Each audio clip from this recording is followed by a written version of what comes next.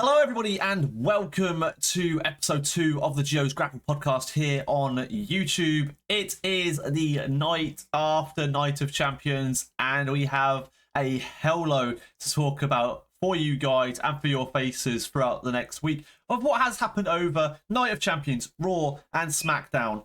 I've got another guest on the show. You may recognise him, you may not. If you've been here before, you should. But obviously, I tried contacting Joe Hendry. These feeds were just too much. I thought second option, Drew McIntyre. He's still stuck over in Saudi with 3MB. Noam Dar was obviously on the list. Just didn't get a response from him. And apparently our fourth option, I was like, surely this person will be a great addition to the stream. I went Piper Niven, and Chelsea Green said, nah, she's not allowed. So we had to get our fifth option, former TNF member, the fifth best Scottish person in the UK. We got Logan Fleming coming right up in the show, guys. Enjoy. Welcome to the show again, Logan. It is the night after Night of Champions. It is June the 29th, 2025, and we have a hell load to talk about. How are you doing? I'm good. Thanks for having me back. I'm surprised you asked me back after not being able to understand me last week. It's okay. A lot of the viewers did find comfort in that subtitle button at the bottom for the first time in YouTube's existence. I can assure you of that. But yeah, you were my first option as a Scottish person. You were definitely the first option here on the channel. I just couldn't think of any other Scottish people, so it's a pleasure to have you back. And I'm sure you have plenty to talk about with me today for Night of Champions. I'm sure we do. So, getting straight into it, what were your thoughts? Not talking about matches, just talk about the show in general. Everything in that show, all in one big question. What did we think overall of Night of Champions in Riyadh, Saudi Arabia? So obviously we had expectations that it was gonna be almost a split show. You didn't quite know how they were gonna perceive everybody. Mm-hmm. And I think one of the biggest people we didn't know how we were gonna perceive was CM Punk. But that completely changed when we went to show. The crowd were electric. Yep. The whole way through. Maybe not in some of the entrances, but when the matches started, the crowd came alive, which was really good to see. And overall, it was a decent show and one of the best of the year we've had. Oh, 100%. We'll get on to rating the PLE later on in the show. We will be rating this PLE out of 10 later on today, guys. We will try to be a little bit harsh on it. We'll give our honest opinions on it and see where it pretty much ranks compared to other PLEs throughout 2025. So, swiftly moving on, Logan, let's talk favourite match. So, I'll give you an opportunity to answer, and then I will give you my favourite match of the night. Yeah, I think we're probably both going to have the same thing for match of the night here. And it was CM Punk versus John Cena, where we were kind of expecting it to have a dirty finish in the end, but it actually ended up being clean, which was kind of surprising. It ended clean. It obviously mid-match gave hint that it was turning dirty. Obviously, we saw Seth's faction, which obviously people are calling the Vision, get involved. Referee was down, no ref. They took the advantage. Paul Heyman hands in the briefcase. Are we going to see a cash-in? Obviously, in the conclusion, no, we were not going to see a cash-in. And now it leaves even more questions for who is he actually going to target? Because I didn't think he was going to get involved with the Undisputed Championship. I thought he was going to get involved with the Heavyweight Championship. What are your thoughts on Seth actually interfering with that match last night for Cena's title? I think it made sense that he interfered in the match. Obviously, going back to Mania, having that CM Punk feud. But as I said, we were very much last week under the impression it was going to be the World Championship he was going to go against. Because, well, neither of them were stronger enough to hold that title. So it was kind of a surprise, but also expected just because I hadn't CM Punk in the match. Yeah, obviously the rivalry was probably the main drilling factor, as you just mentioned there, for his interference. Do you think we're going to see Seth Punk again? Or do you think Seth's going to worm his way into that Cody Cena match at SummerSlam? I think we don't even see Seth go anywhere near the Undisputed Championship anymore. Okay, so you I think think it was he's just now a gonna. you think it was just like a personal target targeting CM Punk? Yeah, it was a personal target. It was a way for Cena to get that win, to Yeah, really screw with CM Punk's mind. I think it was great. Mind games continuing from the revolutionary Seth freaking Rollins. Obviously, we're not going to go into his faction too much because I think we could sit here and break apart his faction and the individual members of that faction as much as we could until our ears start bleeding or something. But let's go and move on and talk about the rest of Night of Champions, which I'm sure every single viewer watching this today is wanting to hear from us. So we're going to move through each match one by one, and we'll give a very quick, or not too detailed, but we'll talk about each match. So should we get this thing started? Let's go.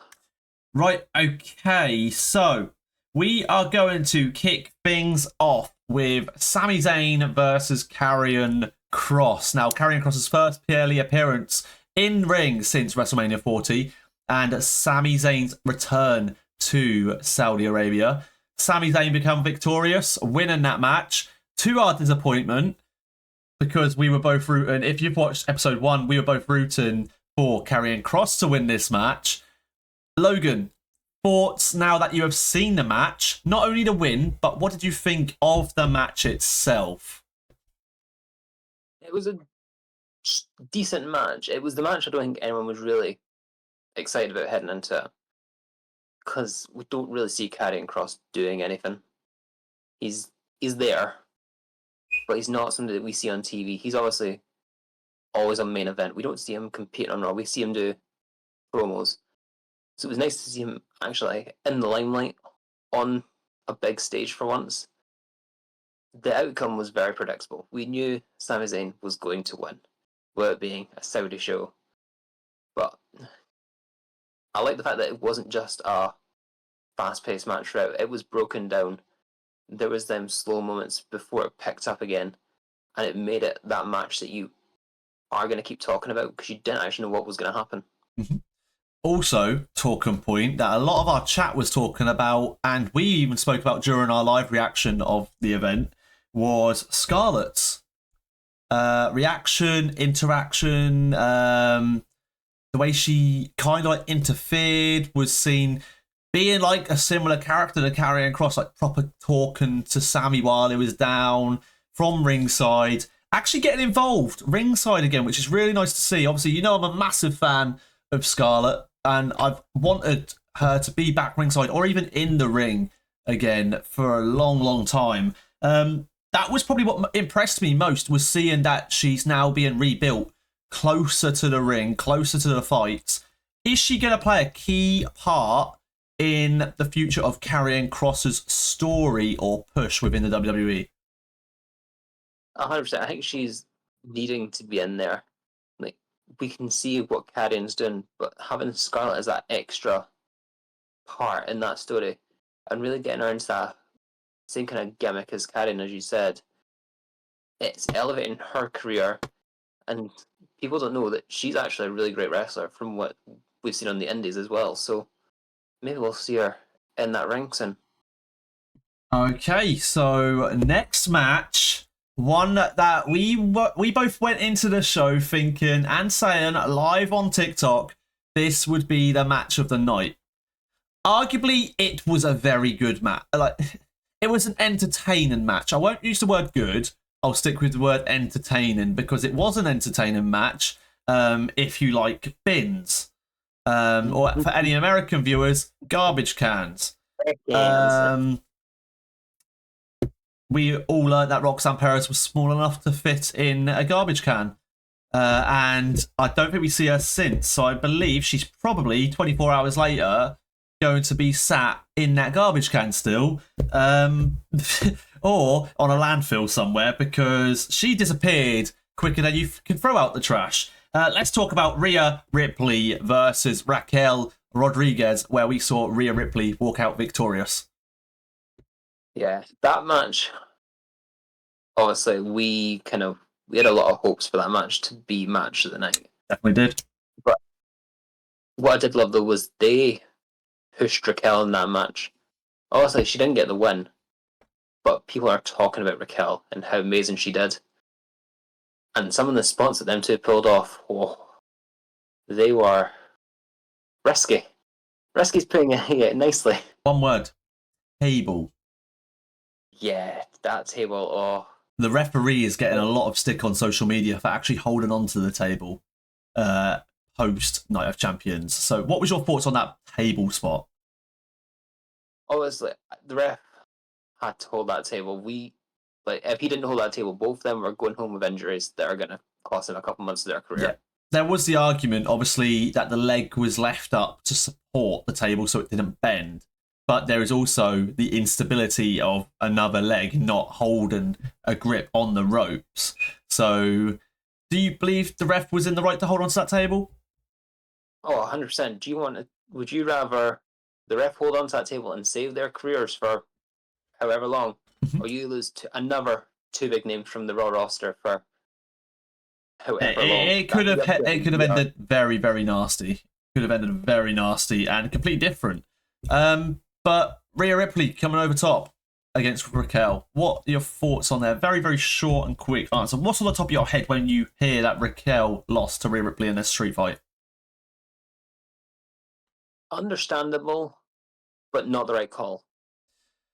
Yeah, I think while Liv is out injured, I know she's got Roxanne, and we'll get onto Roxanne. I know she's got Roxanne to help her, so she's not technically on her own. But while she isn't with Liv, it is the perfect opportunity to see Raquel do what Raquel Rodriguez can do in the ring. I really want to see a push for Raquel. But what are your thoughts, especially holding the titles still, both tag team titles? That's the thing. She walks out like she owned the company. She had both tag titles on her.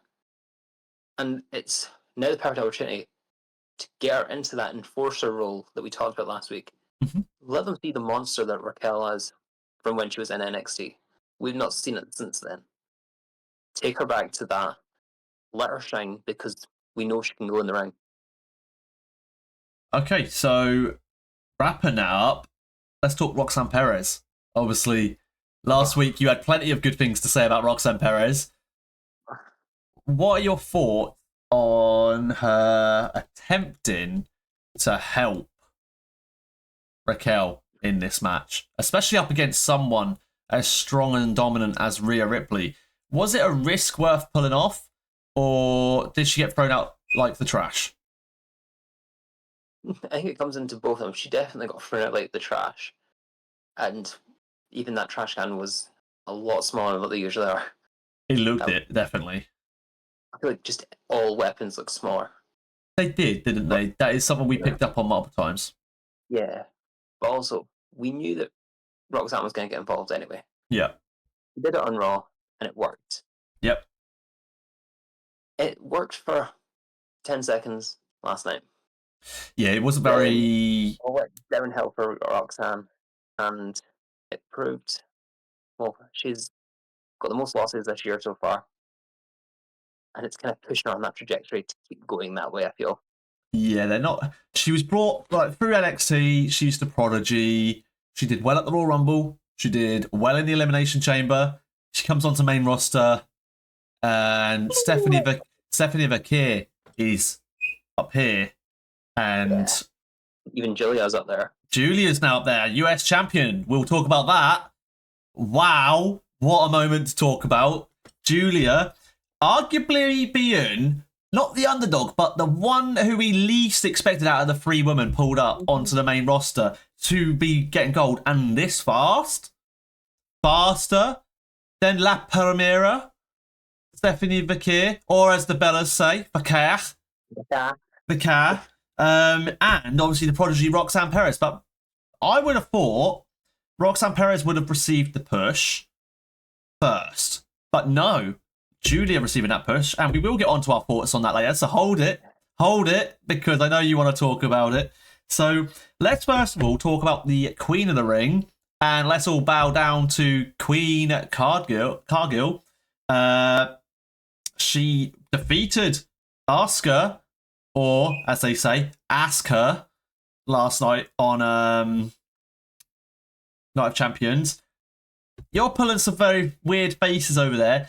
We both predicted this result last week. However, it was not it wasn't what we wanted to happen, but we thought was going to happen realistically. So let's talk about that. There was definitely someone's gone wrong in that match. There was a moment. There was a moment at the end where we thought, hang on a minute, that didn't look right. No, and I'm very surprised that has been said about it more, because it did not look. The ref was very unsure after that match. She looked very confused, very concerned as well for Asuka. She went immediately straight to Asuka as soon as that bell went, and almost looked a bit panicked. Yes, there's definitely something that's happened. But I think the biggest talking point that this wasn't Jade's worst match. No, she actually did decent in the match. Yeah. There was a couple of botches, yes, but everyone's human. Match in Raw, yeah, it was so much better, and exactly what we said last night. She had the best attire of the women last night. Oh wow, she stood out compared to the rest of the women on that show. She made it feel like they weren't forced to wear one colour. Yeah, and anyone who's watching, I will, in the edit, and if the wild and wonderful Jack has listened and watched this properly, he'll know that I'm going to insert a picture over Logan's face right now of her attire last night. So that is what she was dressed up as. Kind of like a cosplay of Storm from the X-Men, which was quite nice to see, to be fair. I went for a toilet break just as her entrance was starting. I was sitting down just as her music hit, and your face was... Yeah, your face had dropped, so I instantly knew either an entrance was great or something had happened, and obviously it turns out Jade Cargill coming out dressed looking like Storm, which obviously her nickname is Storm. Pretty much Storm. So there is officially a Storm on the way. SummerSlam. Let's talk about where Jade goes now. Yeah, I feel like it's got to be... We've got to see that Jade versus Tiffany story happen now. Obviously, we've seen the teaser Naomi won to cash in on Tiffany. So having Jade in that match at SummerSlam makes so much more sense. Yeah, it does. All I'm going to say is Jade and Tiffany have got to proceed with caution. Well, there you go, guys. If you are not up to date, we will be talking about this attempt to cash in, which happened on SmackDown last week. But moving on, we've got another match to talk about. We've got Cody Rhodes becoming King Cody against the Legend Killer who couldn't kill tonight. That is Randy Orton. Let's talk about that. Now, there were concerns from me and you that he had injured his back further from his previous injuries. He didn't look like he wanted to go... He didn't go up the ramp. He went down the side of the ramp, which, yes, it is an exit from the arena, so it's normal. However, I think it was Charles Robinson was the ref of that match, wasn't he? Yeah, he was. And he kind of looked a bit panicked, like, hey, Randy, where you going? Ran down there, tried getting to turn around, and then they kind of walked towards the ramp wall and then turn again. So I think there was a bit of panic in the moment, like, is Randy hurt sort of thing. He did take quite a lot of bumps to his back, took a lot of pressure to his back, obviously pulling Cody over his back multiple times, taking a lot of crossroads and everything as well, and he took a Cody cutter. So what do we talk? What do we think? Turnbuckle to the ribs. Yeah, turnbuckle right under the ribs, and we did see a little bit of a heel Cody, if you like. Anyone who watched the Fanatics Fest earlier in the week will know, I believe it was a Monday just before or after Raw, wasn't it? Yeah. Cody pretty much hinted that his time as a face of the company is coming to an end. So are we slowly seeing a more villain-esque Cody Rhodes coming to our screens? I hope so, because it's the face story of Cody Rhodes is Gone. yeah, it's gone. We don't need it anymore. It's been worked to the max. We need something new from him. If we see him as a heel, hopefully in this match against Cena, that we'll get onto in a bit, that is this going to be where we see the flip of Cena going into the face role, Cody really being going to try and be the top heel of the company now. Could do. Definitely could do. Well, we know very well, talk about the Cena heel role at the moment. We will talk about that later on. But what do you believe is next for Randy Orton? Obviously, Cody Rhodes is now going to go on to be involved, and we won't say verse Cena, we'll be saying involved because there's still an opportunity, still a possibility. It won't just be Cody and Cena in that ring come SummerSlam. Now, you know I was very, very pulled in on the option that from WrestleMania, from when John Cena won that title, I've said he will lose it at SummerSlam. We still have that opportunity. Everyone was like, no, he's losing it tonight, Jack, during our stream last night. And I was like, no, he's losing it at SummerSlam. And it's still an opportunity. However, I did want to see Cody, Punk, Orton in a Cena, Punk, Orton in a triple threat match come SummerSlam. Now we have Cody involved. I don't know where this is going. I would love to say Seth's going to be involved because that would be one hell of a match. However, I want to see it turn into I want to say a fatal four-way for that title because that would be phenomenal. Oh, word of the week. It's not word of the week this week. We have to think of another word. We'll pick up on it. We'll pick up on one. Yeah, no, I can see the fatal four-way coming, but I could also see Punk and Randy really want that match and try and take out Cody Rhodes, injure him, so that he can't actually go to SummerSlam. Is that your hot take for the day? Not even my hot take. That's not even your hot take. Damn. Not my hot take. Not even your hot take. Okay, moving on. We might bring that up later again because I might come back to that to hear what your hot take is. Because if that ain't a hot take, I don't know what is. Let's talk about my disappointment of the night.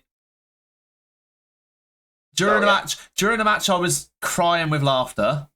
To the point where the tears were streaming down my face in laughter, and I couldn't even focus on the chat for about a whole 10 minutes because my eyes were just blurred, and I was very lightheaded. However, Solo Sikoa becoming the new United States champion against Jacob Fatu. I'm not going to stop there with explaining this. I'm going to go on a rant a little bit. It took 3 grown men and 1 toddler, Solo Sikoa, to defeat Jacob Fatu. Obviously, we saw a returning Tonga Loa, returning from injury, in a typical black hoodie, what WWE like to do, and the main debut of Hikuleo, who is now obviously under WWE known as Tala Tonga, just a tall Tonga. 7 foot tall, guys. Just saying. Very, very creative backstage there. You know where I am, WWE, if you want better names or stories. That's why I think of that name. Yeah. There we go. I knew that was coming somewhere in this show. But 3.5 on 1 just to win a United States Championship. Is this going to lead to another Bloodline Rules match with the return of Roman Reigns, Zilla Fatu maybe debuting? Because I'm holding on to that debut like gold dust. I want to see it happen. Is it going to happen, Zilla Fatu? And is Roman going to create or reunite a extent of Bloodline to then end all of the Bloodline story? Because let's be honest, the Bloodline stuff's gone on for a while. Yeah, it's gone on probably longer than what we hoped for. But as good as the Bloodline stuff is, it's not as good when you don't have Roman Reigns. Solo Sikoa can't carry a story. Can't carry Tamatonga, let alone a story. Oh, no, he can't. He can't carry anything. But he's...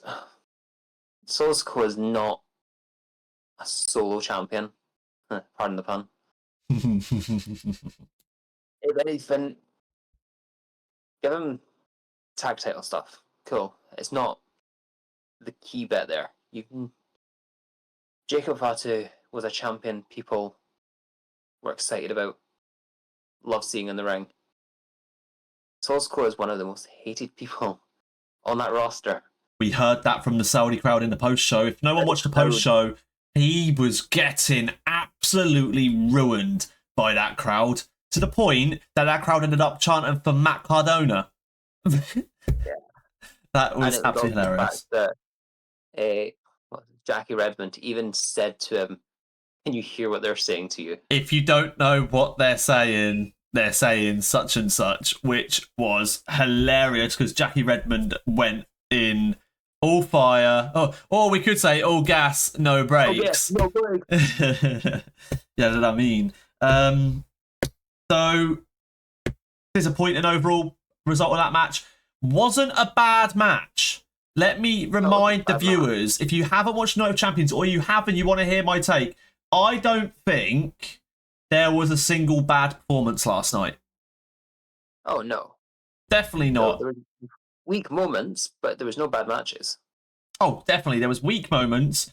Some very slow-paced. Cena and Punk started off slow. But it sped up in parts. It wasn't fast-paced. It wasn't exciting overall, but it was decent.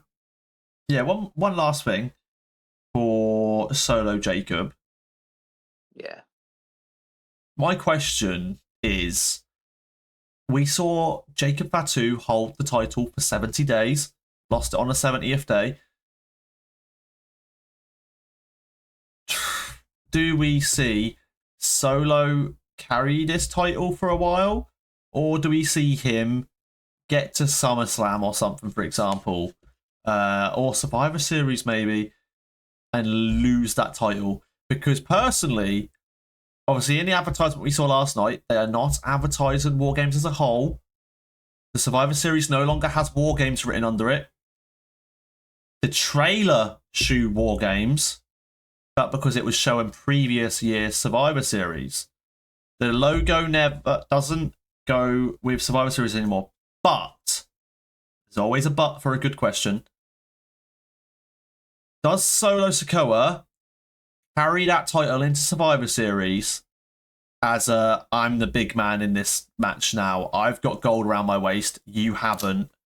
My pen lid just attacked me.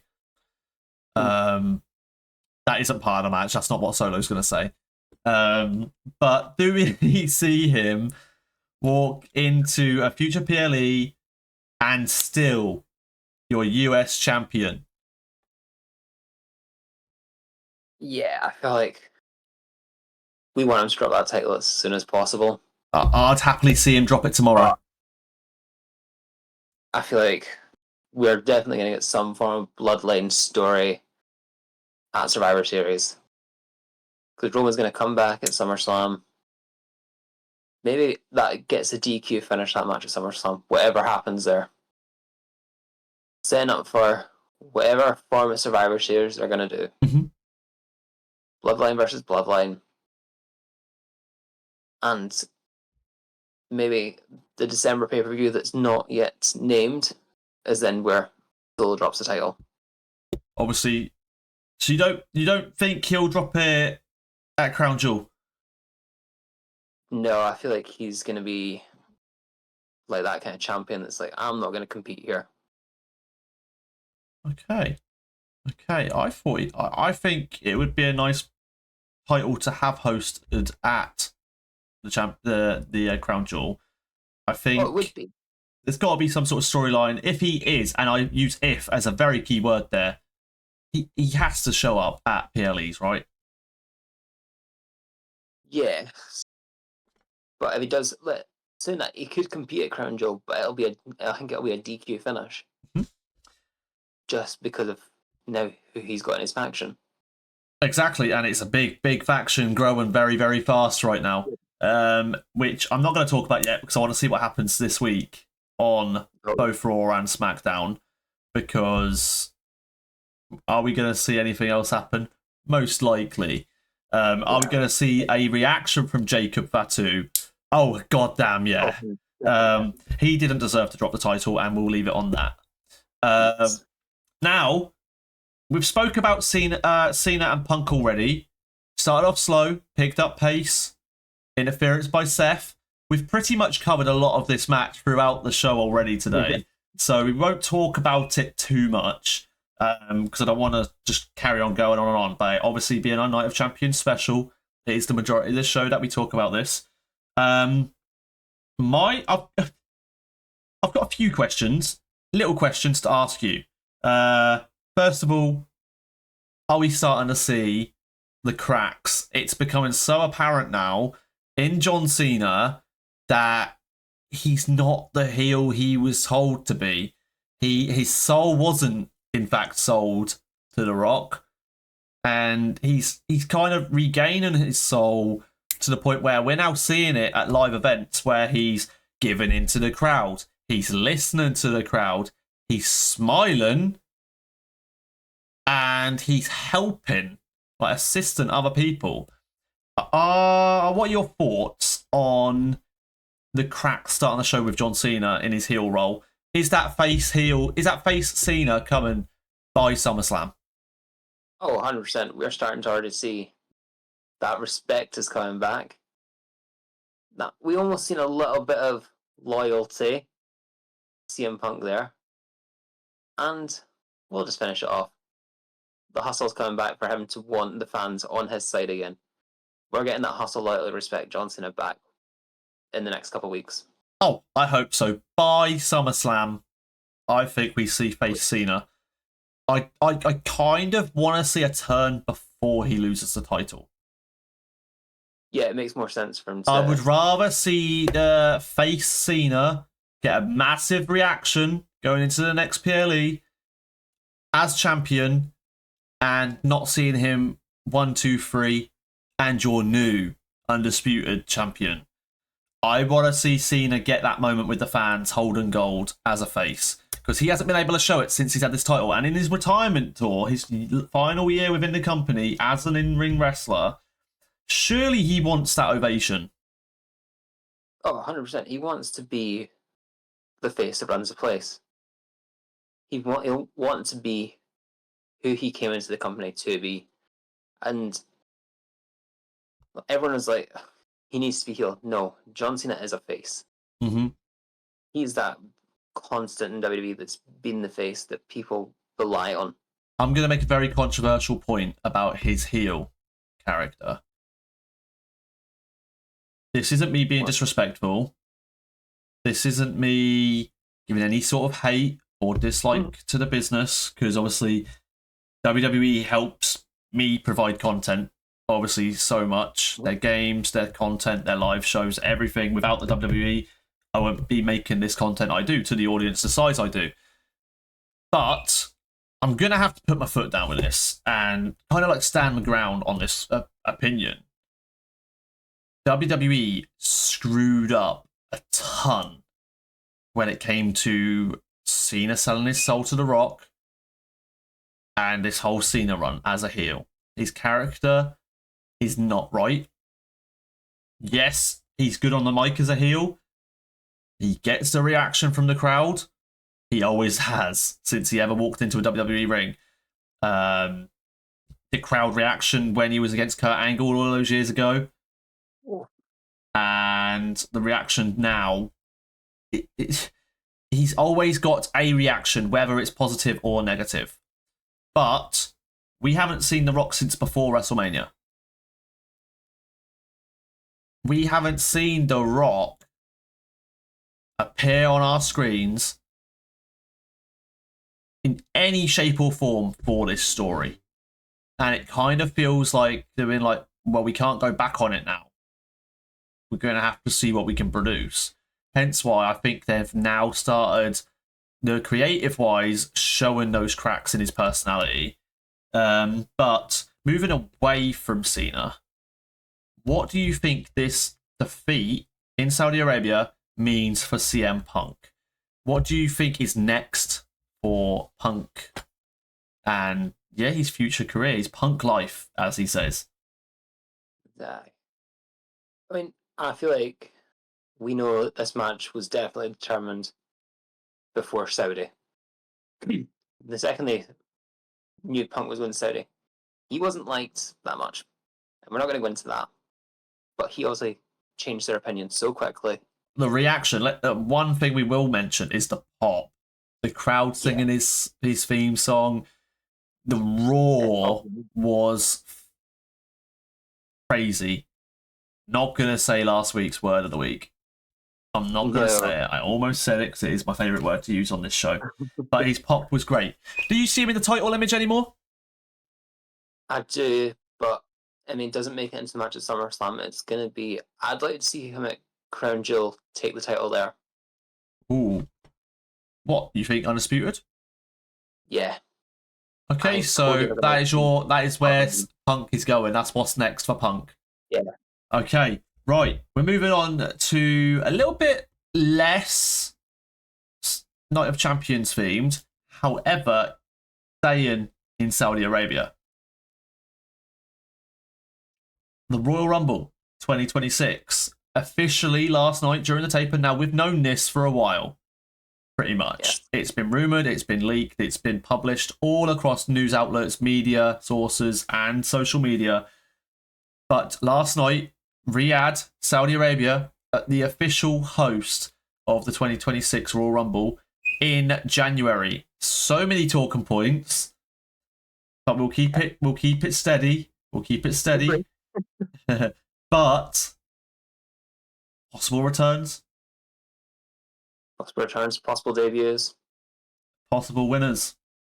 What's your early days thoughts? It's a long time still. Oh, it's very long. 6 months. 6 months until the Royal Rumble. What are your early day thoughts on this PLE? Who do you think could come out on top? Who do you think could debut or return? I mean, we're gonna have that quote unquote return to in-ring competition from Liv Morgan. Mm-hmm. And I think have her run the Rumble. You want Liv Morgan to win? You want her to win from number one? Yeah, we've seen her at the 1 and 2 position twice now and go almost the full way both times. So give her that win now. Really keep her career on a high. I'm trying not to smile too much because you know very well I want her to win it. We've got a lot more for her. But then there's also that men's side where you could go rogue with a big return, a big debut. Do we know who yet? Probably not. It's very early to call. But I think a man to watch out for in that Rumble is going to be Zella Fatu. Wow. Okay. I'd say it'd be nice to see him in the Rumble, but being someone to look out for in the Rumble is a shout. Mm-hmm. It's very. Our channel kind of has a trend of hot takes and shouts as of late, including our viewers in the streams over on TikTok. Anyone who is watching this, obviously, and doesn't watch my streams, we go live on TikTok 5 days a week at 9 PM UK BST until 11 PM UK BST. We also do live reactions with people like Logan and any other guests who are available for live PLE shows and international Raw, SmackDowns, and whatever else that is at a slight different time. For example, we've got an early filming of Raw, which will be going out shortly after this podcast goes up on YouTube. So if you're watching this on the 30th, I believe it will be, Monday the 30th of June, there is a earlier Raw start time. Even though it's in the US, they are pre-recording the SmackDown episode for the 4th of July, So, and the reason being is so families can stay at home and spend time with their loved ones, which is quite a nice touch. Good, especially that. I think that's one of the better things now with WWE is Triple H gives them holidays to actually be with their families. Yeah. So moving on, we've got the possibility. I say possibility very strongly. This is very controversial. It's got positives and it's got negatives. In my opinion, it's got a lot more negatives than positives, but I do see the positives. The possibility of having 2 Manias in a calendar year, one being hosted in Saudi Arabia. Now, Saudi Arabia, Riyadh, beautiful place. Yeah. Beautiful place. Complete different side of the world from the US. An amazing crowd, as you just mentioned. And they know very, very well, we've very, very clearly seen they can put on one hell of a show. Yeah. Does it take away the spotlight from WrestleMania? Yes. 100%. Does it make it less of a, oh my god, I've made it sort of moment for the WWE superstars? Say, for example, even have 2 nights of WrestleMania, in my opinion, ruins it. Yeah, it takes away the moment. It takes away the moment of and the feeling of reward and achievement, because WrestleMania, growing up, me and you would have watched night ones, or obviously one night WrestleManias, or every PLE was one night. The superstars getting onto WrestleMania would be like, holy crap, I'm on WrestleMania. I'm fighting at WrestleMania. This is amazing. Now it's just like, oh, do you want to come to hey Logan, do you want to come to WrestleMania? Oh, anytime we have a good time. Hey, but yeah, it's exactly what it is it not? Yeah, it's diminishing what WrestleMania means. I think WrestleMania is the moment, and having 2, even just having 2 nights is not making it a moment anymore. It's just there. International wise as well, do you think crowds will fill up Saudi arenas? We've seen obviously the Saudi crowd fill up the arenas.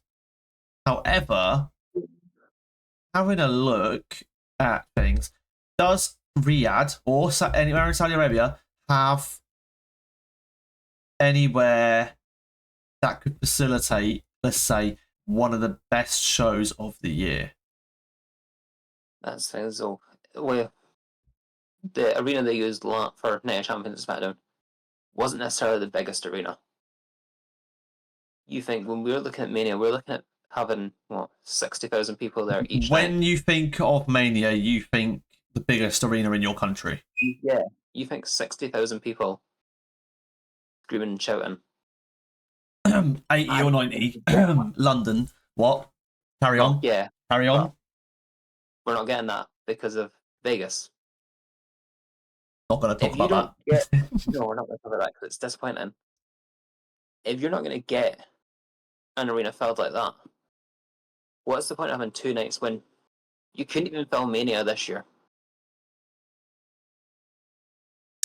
Very, very, very strong points, and I feel like we're going to rant about this for way too long, and I don't want to send the viewers to sleep too fast because we've got a few more things to talk about. Very, very quick things. Off the top of your head, just to fill the gaps, future is tag team division. Where's it going? SmackDown got interesting. SmackDown got very interesting, and look at the tag team who actually initiated the mess on Friday night. So if you want to tell the viewers. Yeah, DIY obviously opened up all a can of worms on the tag team division pretty much. And obviously we've seen that DQ finish in the match. Does us hopefully, this is not even my hot take still, a 6-pack ladder match at SummerSlam with them tag teams. We need it. We want to see carnage because that tag team division on SmackDown can do that. I think, and we're going to close off this question quickly, very abruptly with this, so we can move on to what's happening on Raw, which will be tonight for you guys watching this, if you're watching it on Monday. WWE have proved just how well their tag team TLC or ladder matches can be. Look at that TLC match we saw after WrestleMania. Should have been on Mania. That should have been opening or main eventing at least night one of WrestleMania. That tag team triple threat, that three-way tag team TLC match was arguably one of the best tag team matches we've seen all year, if not the best. It's probably the best tag team match we've seen since Dudley's, Edge and Christian, the Hardys. Oh, that's throwback. Half of my chat on our live streams, or even the people watching this, may not even remember that. Go YouTube it, guys. Go YouTube it. Definitely worth a watch. Anything with the Dudleys and Hardys in the same match, even Edge and Christian back in the day, was great to watch. Let's move on and talk about very, very quickly what is happening tonight. If people are watching on Raw, what is happening tonight or this week? Okay, people who aren't watching on Raw. So far, confirmed Sheamus Rusev in a one-on-one. Something we've been waiting for since Rusev returned. And then the New Day, Crap Day, versus the Judgment Day. Two very big matches. Very quick answer from yourself, Logan. Looking forward to it? Yes, very much so. Earlier start, possibly going to do a live reaction, no confirmations. So if you are watching this before, if you're one of the most loyal viewers, you've got the notifications on, and you've watched this straight away, I'm not going to confirm there is going to be a watch along for it, but it is an earlier start, and there is the possibilities. However, I'm going to ask you quickly, off the top of your head, Rusev or Sheamus winning? Rusev. New Day or Judgment Day? Judgment Day.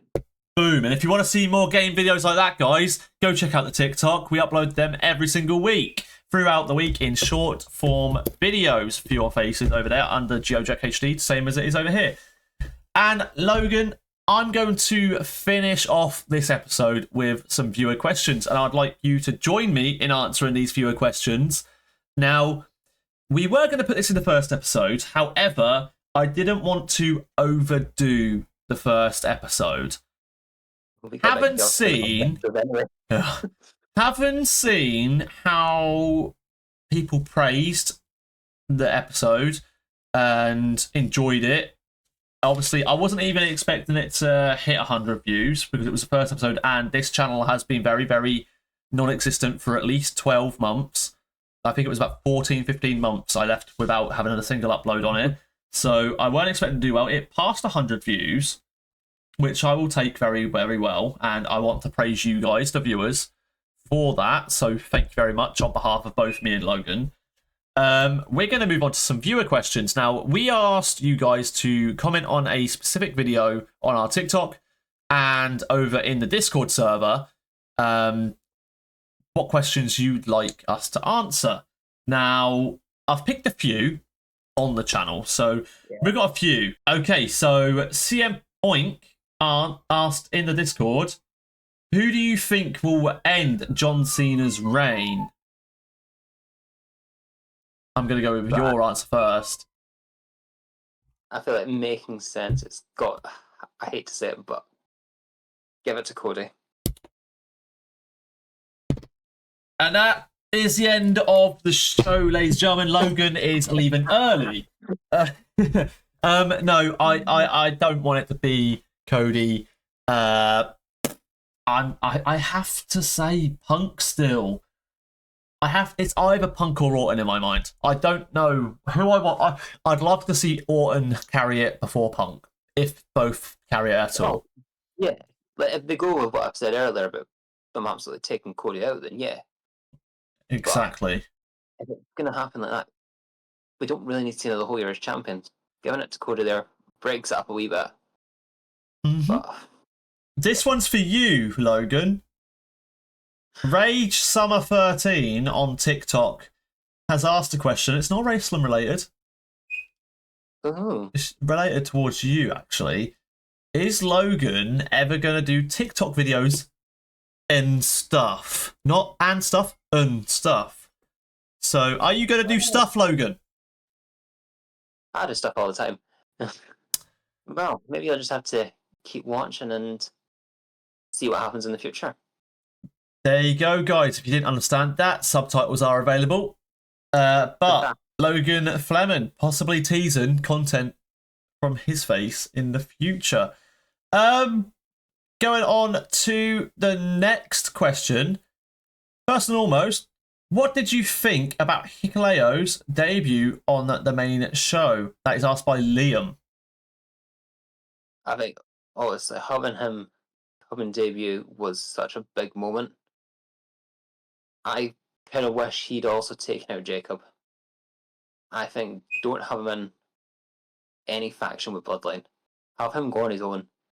He's a giant. He could have done such a great feud with Omos, who's just signed a new deal with the company. But they're going to push him into being with Solo. I'm kind of disappointed. I'm kind of disappointed with his debut. I was kind of hoping it'd be the music hits and this 7-foot giant walks out on the stage, walking down the ramp, marching down to the ring, and like Michael Cole losing his crap on the announcer desk. But obviously, I'm happy he's there. He's been on dark matches on SmackDown the last couple of weeks. He's been signed since a year ago. So it's about time. It's crazy that they've now just decided, yeah, we're going to use you now. We've got one final question. I'm actually going to add my own question in.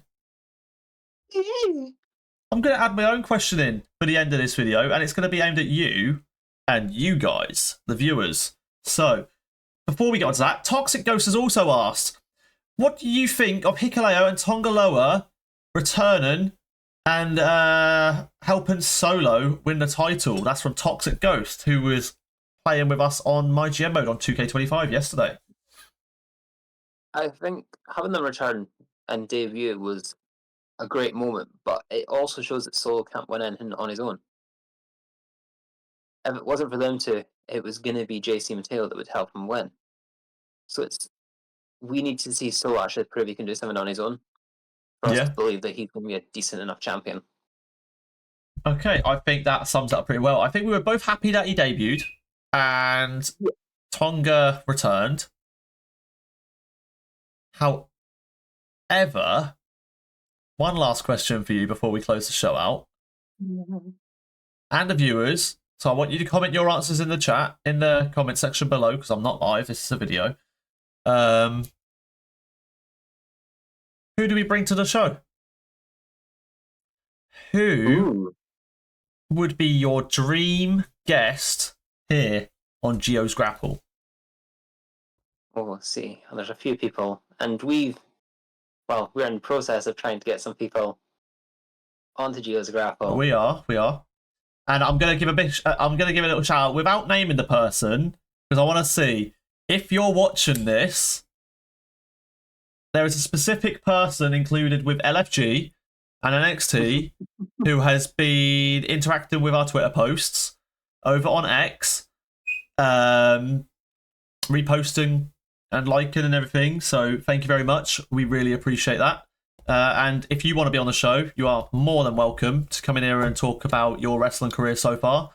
But yeah, who would be your dream guest here on the show? And this goes for you guys as well. I think we've got to go off people that are going to make moments on this show. Give you a Joe Hendry moment.